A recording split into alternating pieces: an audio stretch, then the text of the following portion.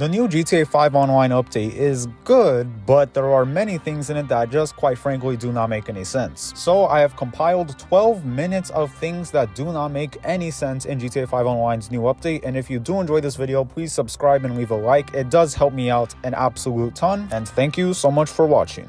The Vivenite, or Leviathanite, however you want to say it, has HSW, and the new Gauntlet Hellfire Police Interceptor does not. This is something that I was very concerned about when when we heard about the leaks of the Gauntlet Interceptor, because if it took the performance of the regular Hellfire, then that would kind of be a problem, because that car is not insanely fast. It's acceptably fast, but not too much. So how does this have HSW, but the Interceptor does not?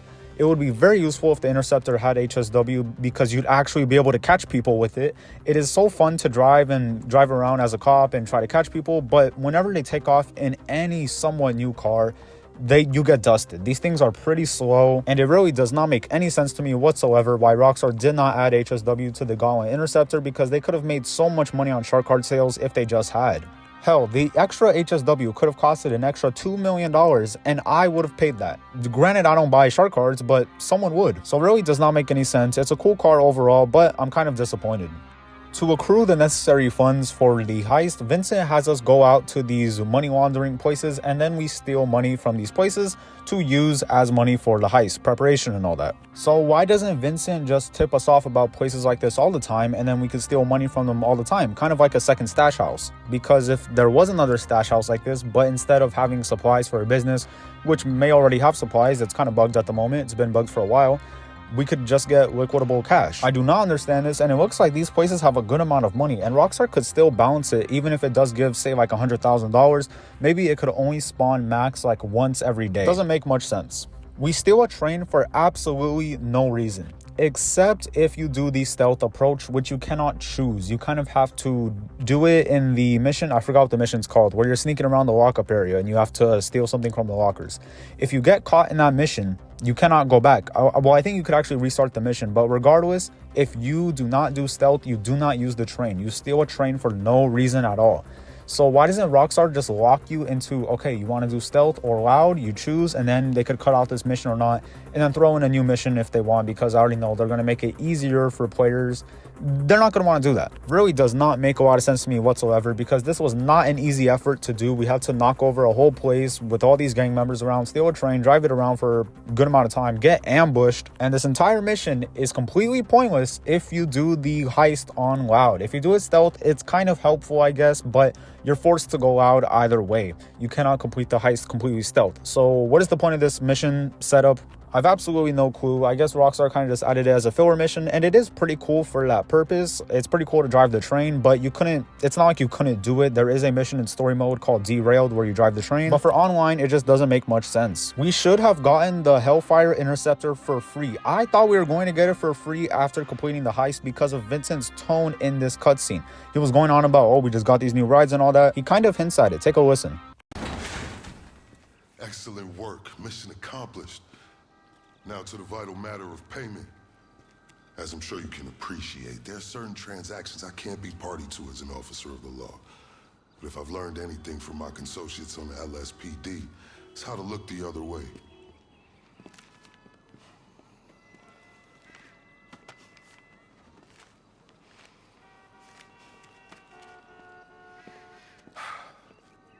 Now remember, as far as I'm concerned, you can hit that factory as often as you'd like. As long as you're giving me reasons to keep looking the other way, I'm happy.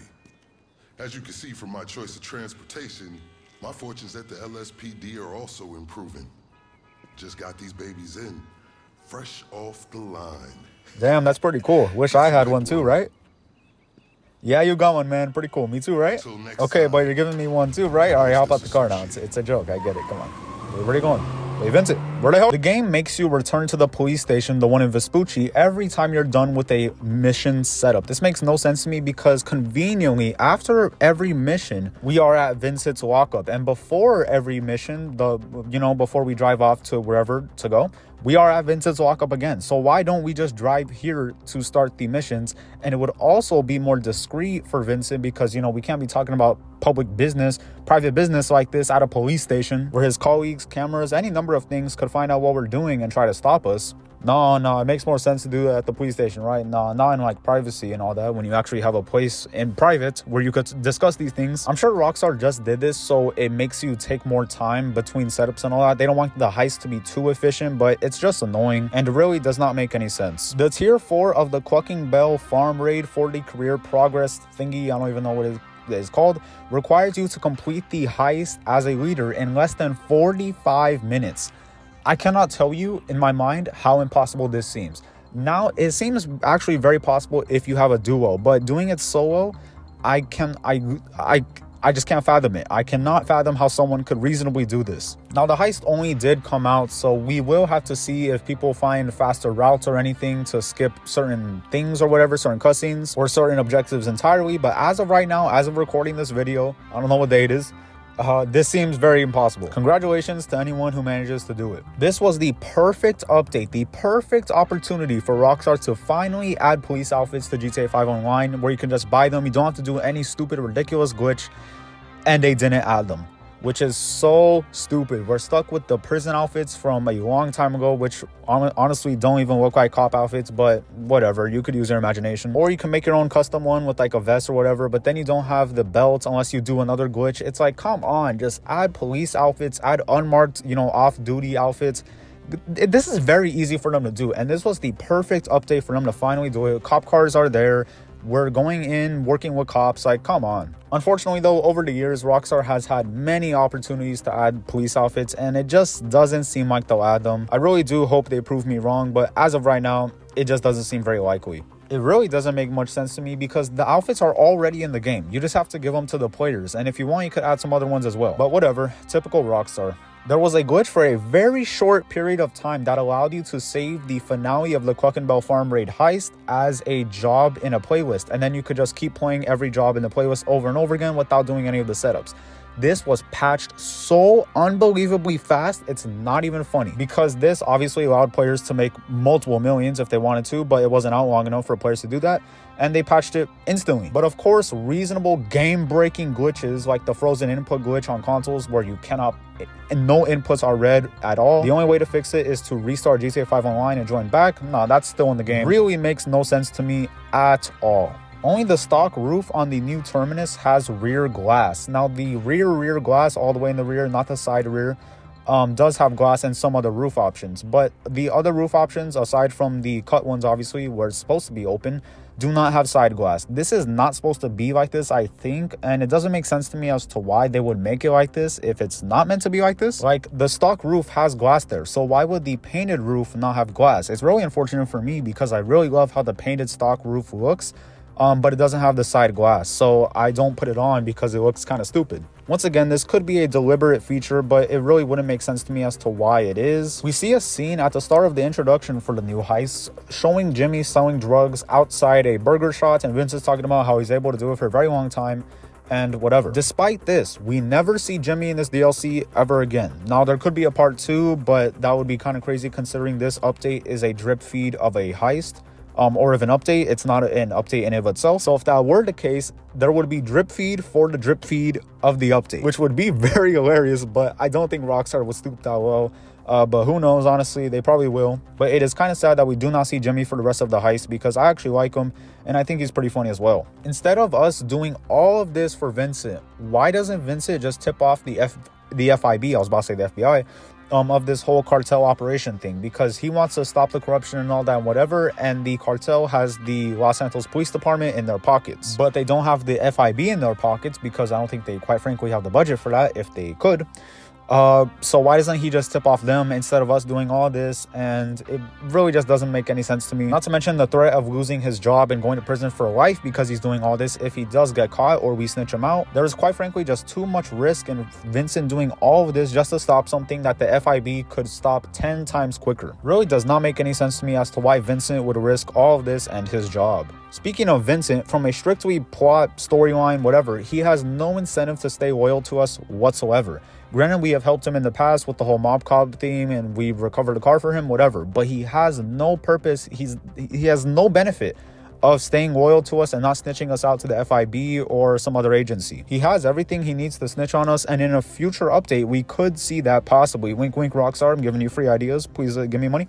But yeah, does not make any sense at all. A quick one I'll talk about that doesn't make any sense to me is how is Vincent able to get the police gone with Hellfire Interceptor, but all the other cops on the streets of Los Santos are still stuck with the same old cars from 2013. They could also be chasing us in these newer cars and the Stay Near Cruiser, but Rockstar has still not given them any fast car whatsoever, and maybe they don't have to, honestly, because of the rubber banding. But from a game's point of view, it still doesn't make any sense. Something that also does not make any sense is the fact that Rockstar did not add interiors for the Vespucci Police Department or the burger shop where Jimmy works at.